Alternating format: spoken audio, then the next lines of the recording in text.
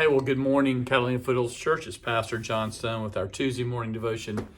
And let me say Merry Christmas. I know that we, next Monday will be Christmas, and we're having Christmas Eve this coming Sunday, 4 p.m. and 6 p.m. services. We hope you can come and bring a guest. We look forward to that time. And we're going to be looking at Isaiah 53, and I can't read all of it. It's about 12 verses, but they're long verses. But Isaiah 53 just is a prediction of the ministry of Jesus. And it says in verse 3, he was despised and rejected by mankind,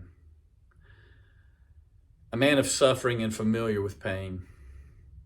Like one from whom people hide their faces, he was despised, and we held him in low esteem. Surely he took up our pain and bore our suffering, yet we considered him punished by God, stricken by him and afflicted.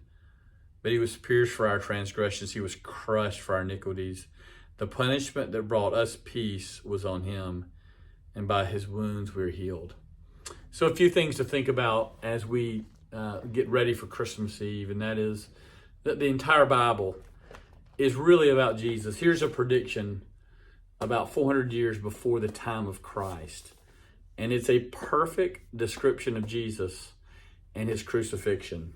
And it's thinking about that coming of Christ, and it says that he was despised and rejected by mankind, right? And while we are thinking about the birth of Jesus in Bethlehem and him being a baby, we see that this prophet all those years ago is thinking about what's going to happen at the cross.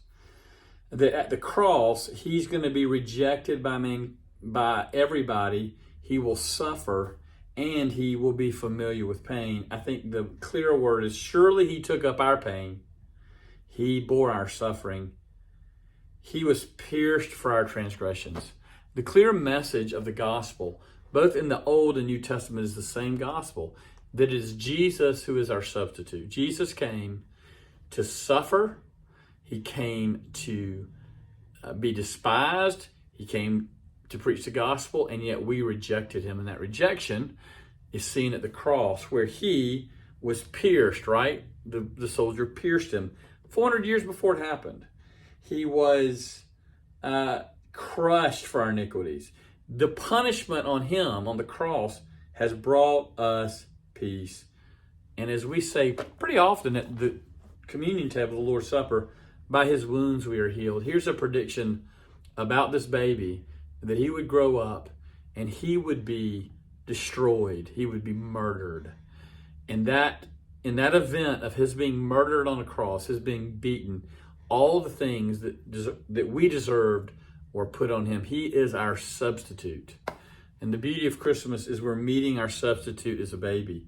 But I want you to even think about even Christmas in the early part of this, and we're not reading the whole thing, we will on Sunday. He was despised and rejected by mankind, a man of suffering and familiar with pain. And that begins even at his birth. As we say quite often, he was born in a manger. He was born in Bethlehem. His mother was not yet married. They were impoverished. They had gone there to pay taxes. And he's born in a very humble, he's born in a very impoverished way. No roof over his head, in a foreign country. He's an alien in another town. I know his dad was from that town. But here's one who began his life in the way he would end it. He was someone who was suffering and familiar with pain. I mean, the power of this is this whole sermon. He, like one from whom people hide their faces. This is like a picture of prisoners of wars coming out of camps who are emaciated and who've been destroyed, and we don't want to look at them because it's so bad. That's the way Jesus was. And why did he do all this? Why did he come to suffer? Because we needed it. Think about what he says here. He took up our pain. Where we should have suffered, he suffered. He bore our suffering. We considered him punished by God, stricken by him and afflicted, yet that was done for us. He was pierced for our transgressions.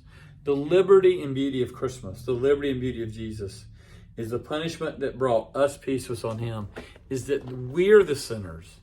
We're the ones who are alienated from God. We've alienated God. We've made him angry. We violated and broke his law. And this little baby comes to suffer in our place for us, that we might have peace with God. Later in the passage, he says, he will justify many, ringing the words that even Paul uses in Romans of being justified by faith. What a beautiful season. What a beautiful baby.